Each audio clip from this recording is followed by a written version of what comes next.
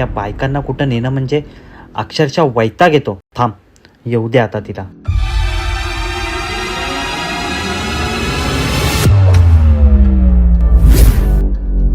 तू मूर्ख आहेस का ग? तुझं रोजचं झालंय, वेळेचं भानच नाहीये तुला. तुझ्यासारखा मी फ्री नाहीये, मला कामं असतात. हो, बरोबर बोलताय तुम्ही. आम्हाला तर काम नसतंच ना. आता माहिती सकाळी 5 वाजता उठले मी. आधी घर झाडलं, मग देवपूजा केली, आपल्या चिंटूचा शाळेची तयारी केली, त्याच्यासाठी डबा बनवला, त्याला शाळेत सोडून आली. त्याला शाळेत सोडून आल्यानंतर तुमचा नाश्ता बनवला, तुमच्या जाण्याची तयारी केली.